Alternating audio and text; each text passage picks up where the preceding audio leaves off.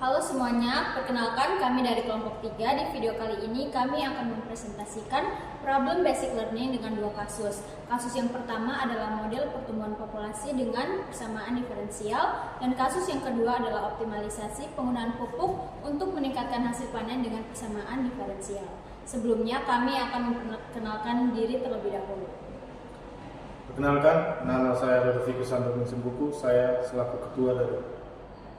Perkenalkan, nama saya Migi Anastasia, saya sebagai anggota.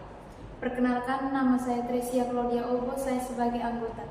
Dan saya Rizky Kalia Putri sebagai anggota. Dari deskripsi kasus di atas, bagaimana kita dapat memodelkan pertumbuhan populasi di kota menggunakan persamaan diferensial? Menurut saya, untuk memodelkan pertumbuhan populasi kota, kita dapat menggunakan persamaan diferensial. Model yang digunakan adalah model eksponensial dan model logistik.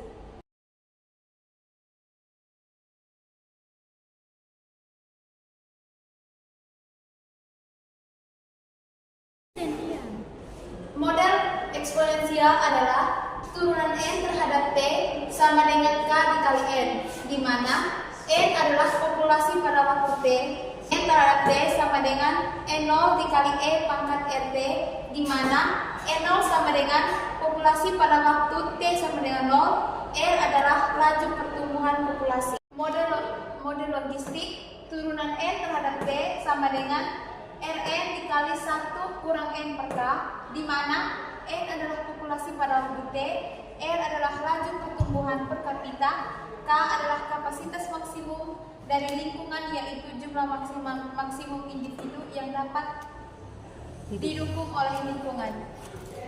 Apa saja faktor-faktor yang mempengaruhi pertumbuhan populasi dan bagaimana pengaruh masing-masing faktor tersebut terhadap laju pertumbuhan populasi? Saya akan menjawab yang pertama. Faktor-faktor yang mempengaruhi itu ada 3. Yang pertama ada tingkat kelahiran. Tingkat kelahiran yang tinggi meningkatkan populasi yang dipengaruhi oleh faktor sosial dan ekonomi seperti pernikahan usia muda dan akan layanan kesehatan. Yang kedua ada tingkat kematian. Tingkat kematian yang rendah mempercepat pertumbuhan penduduk, dipengaruhi oleh kualitas kesehatan dan fasilitas medis. Yang ketiga itu ada migrasi. Migrasi adalah perpindahan penduduk positif meningkatkan populasi. Oke, saya akan menjawab pertanyaan yang kedua.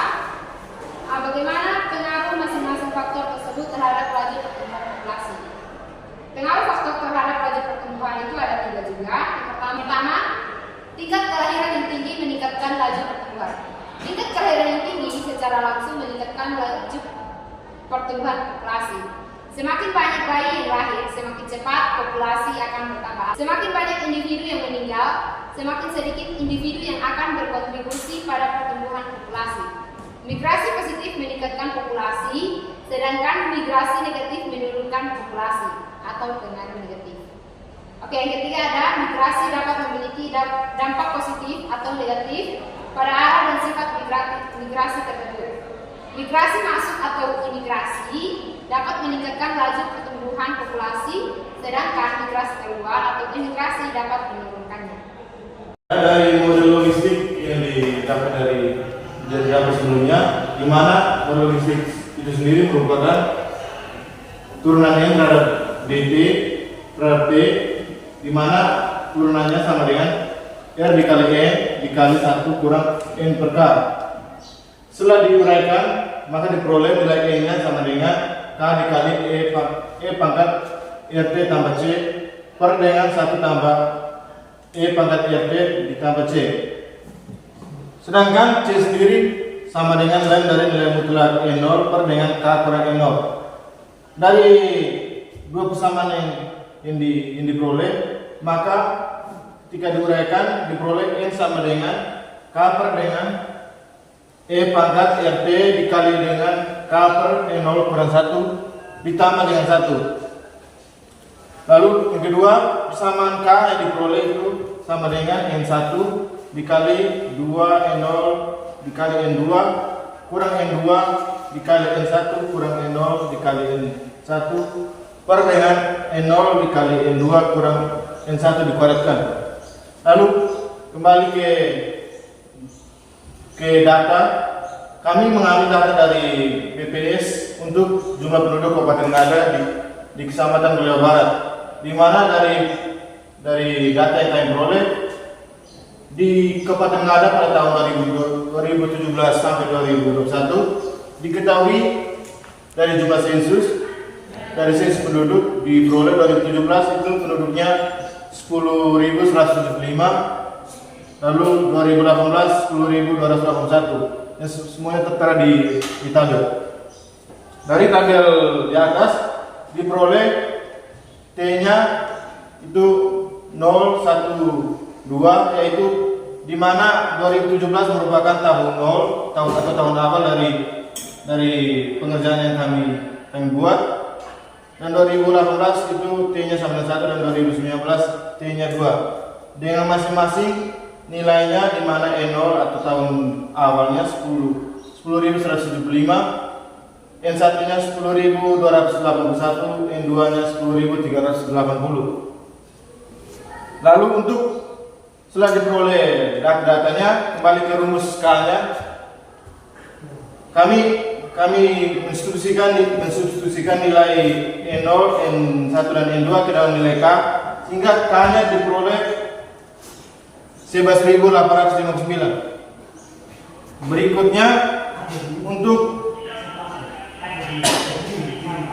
untuk persamaan N, sebelumnya diketahui bahwa rumus N itu sendiri merupakan K per dengan E pangkat min RT dikali K per E0 kurang 1 ditambah 1. Setelah diketahui rumusnya, kami mensubstitusikan nilai K-nya ke dalam itu rumus, di mana diperoleh N sama dengan 11.589,4 per dengan E pangkat min RT dikali dengan 11.589,4 per dengan 10.175 kurang 1 ditambah dengan 1. Setelah diperoleh, di mana 11.589,4 per dengan 10.109 diperoleh 0,13901, sehingga diperoleh persamaan N-nya sama dengan 11.589,4 per dengan 0,13901 dikali F pangkat min RT tambah 1. Berikutnya akan dicari model logistik yang akan mewakili laju pertumbuhan penduduk di Kabupaten Ngada, Kecamatan Beliau Barat untuk tahun 1, 2, dan seterusnya. Pertama, untuk tahun 1 dan di tahun 2018 itu dari hasil sensus diperoleh 10.281. Dari N1-nya maka diuraikan berdasarkan rumus N-nya, diperoleh 10.281 sama dengan 11.589,4 per dengan min R dikali 1. Kenapa dikali 1? Karena T-nya sama dengan 1 atau tahun awal. Setelah itu dikali dengan 0,13901 tambah 1. Setelah diperoleh bentuknya, maka dikerjakan lebih dahulu bentuk ini. Diperoleh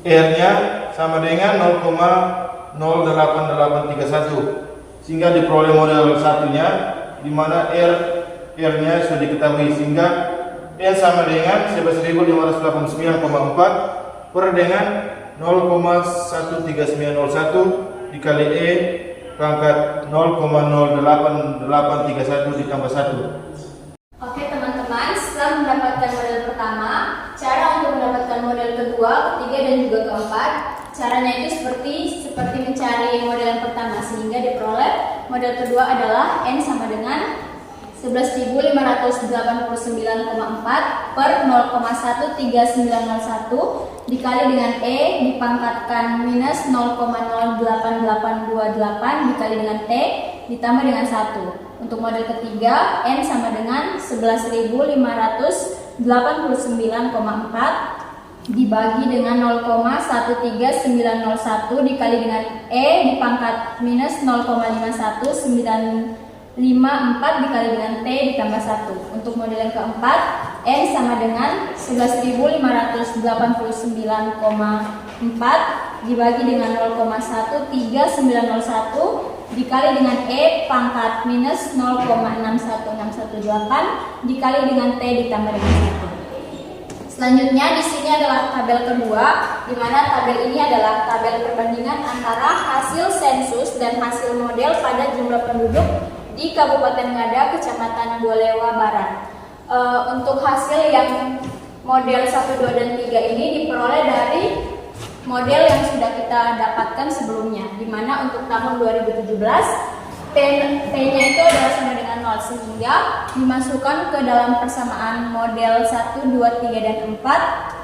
Diperoleh hasilnya untuk model pertama 10.175, untuk model kedua 10.175, dan juga untuk model yang ketiga dan 4 juga 10.175. Untuk tahun 2018 T-nya sama dengan 1, sehingga untuk model yang sudah ada ini disubstitusikan T-nya sama dengan 1, sehingga diperoleh model pertamanya itu adalah 10.281, model yang kedua 10.281, model yang ketiga 10.704, dan model yang keempat 10.780. Untuk tahun 2019 T-nya sama dengan 2, sehingga disubstitusikan ke model-model ini sehingga diperoleh hasilnya.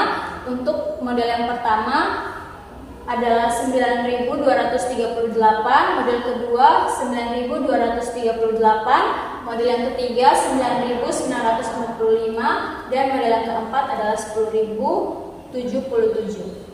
Selanjutnya untuk tahun 2022 T-nya itu sama dengan 3, sehingga T3-nya itu disubstitusikan ke model dan diperoleh hasil untuk model yang pertama 10.472, model yang kedua 10.472, model yang ketiga 11.260, dan model yang keempat 11.241. Untuk tahun 2021 T-nya itu sama dengan 4, sehingga disubstitusikan ke model dan diperoleh hasil. Untuk model pertama adalah 10.558, model yang kedua 10.568, model yang ketiga 11.391, dan model yang keempat 11.554. Teman-teman, selanjutnya di sini adalah tabel yang ketiga, di mana ini adalah tabel perhitungan error. Kami menggunakan Maple untuk menghitungnya sehingga diperoleh errornya adalah sudah tertera pada tabel. Selanjutnya untuk memprediksi jumlah penduduk di Kabupaten Ngada tahun 2022 hingga 2027, kami menggunakan persamaan yang keempat. Untuk menghitung jumlah penduduk pada tahun 2022, jadi tahun 2022 ini dikurangi dengan 2017, sehingga T-nya itu adalah 5, disubstitusikan ke persamaan keempat, sehingga diperoleh 11.589,4 dibagi dengan 0,13901 dikali E minus 0,04951 ditambah 1. N-nya sama dengan 11.589,4 dibagi 0,19363 ditambah 1, sehingga diperoleh hasil N adalah 10.813,21.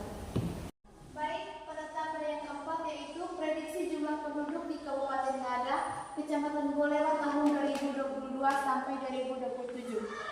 Dan untuk menghitung hasil prediksi kita mengganti nilai T-nya. Jadi pada tahun 2022 T-nya diganti 5, sehingga hasil prediksinya 10.813. Dan pada tahun 2023 T-nya diganti 6, sehingga hasil prediksinya 10.805. Dan pada tahun 2024 T-nya diganti 7, sehingga hasilnya 10.800. Pada tahun 2025 T-nya diganti 8, dan hasil prediksinya 10.798. Pada tahun 2026 T-nya diganti 9, hasil prediksinya 10.796. Dan pada tahun 2027 T T-nya diganti 10 sehingga hasil prediksinya 10.796. Untuk kesimpulan pada kasus 1 yaitu berdasarkan hasil penelitian yang telah dilakukan, maka dapat ditarik kesimpulan sebagai berikut.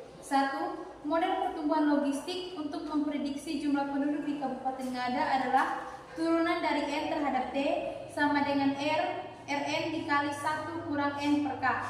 Dan penyelesaian model yang lebih akurat untuk dijadikan model akhir untuk memprediksi jumlah penduduk di masa yang akan datang diperoleh model logistik 6 dengan nilai daya dukung lingkungan yang membatasi penduduk di Kabupaten Ngada adalah sebesar 11.589,4 jiwa.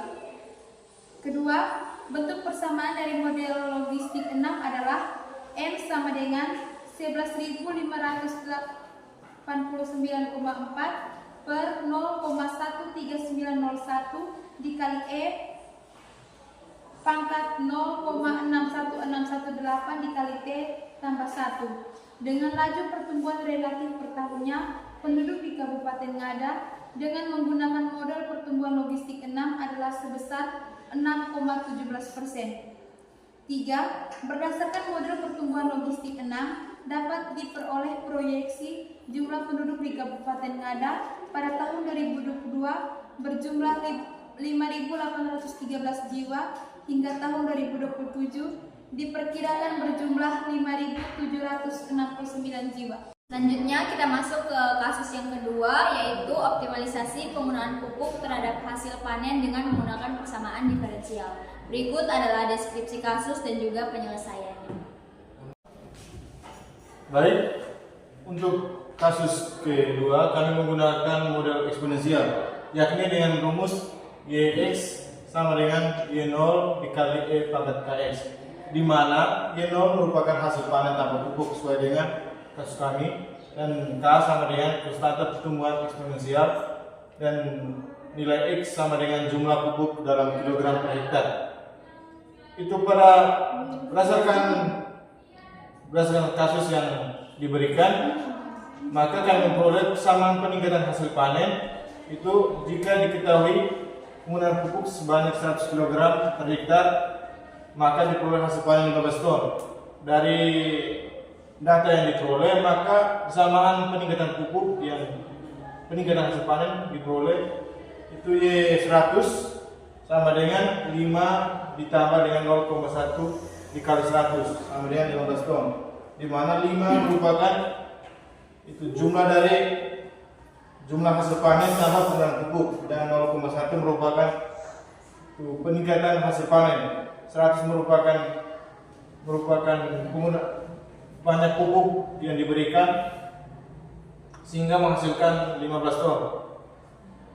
Lalu kembali ke model yang kami gunakan, yakni model eksponensial, di mana YX sama dengan Y0 dikali Y pangkat KX, maka X ini kami ganti dengan 100, jadi Y100 sama dengan 15, sudah diketahui di persamaan di awal, maka 15 sama dengan 5 dikali E pangkat 100X, di mana Y0 sama dengan itu hasil panen tanpa penggunaan pupuk, dan K merupakan banyaknya pupuk yang diberikan, sehingga 15 sama dengan 5 kali E pangkat 100K, jadi di 15 dibagi 5 sama dengan 3, jadi 3 sama dengan E pangkat 100K, sehingga K sama dengan dan 3 per 100, yakni 0,01099. Jadi diperoleh konstanta pertumbuhannya yakni 0,01099. Jadi model eksponensial untuk hasil panen YX sebagai fungsi dari jumlah pupuk X, untuk X kurang dari sama dengan 100 adalah YX sama dengan 5 dikali dengan E pangkat 0,01099X, sehingga diperoleh persamaan penurunan hasil panennya YX sama dengan 15 dikali 0,05 dikali X kurang 100. Dari persamaan yang diperoleh, maka hasil panen berkurang sebesar 0,05 ton per hektar. Lalu berikutnya keuntungan dari kasus di atas. Jadi KX sama dengan PX kurang BX, di mana PX sama dengan itu hasil panen terhadap jumlah pupuk yang diberikan dikali dengan 200, di mana 200 merupakan pendapatan penjualan jagung. Lalu BX sendiri sama dengan banyaknya pupuk yang diberikan dikali dengan biaya per kilogram pupuk, sehingga diperoleh persamaan keuntungannya ya, untuk X kurang dari 100 sama dengan KX sama dengan 5 dikali E pangkat 0,1099X dikali 200 dikurang dengan 10X. Berikutnya keuntungan jika X-nya lebih dari 100. KX sama dengan 15 kurang 0,005 dikali dengan X kurang 100 dikalikan dengan 200 kurang 10X. Dengan menyelesaikan persamaan diferensial dan menggunakan metode eksponensial, kita dapat menyimpulkan bahwa jumlah pupuk optimal yang menghasilkan keuntungan maksimal adalah 100 kg per hektar. Setelah mencapai titik ini, penggunaan pupuk tambahan akan menyebabkan penurunan hasil panen sehingga keuntungan menurun.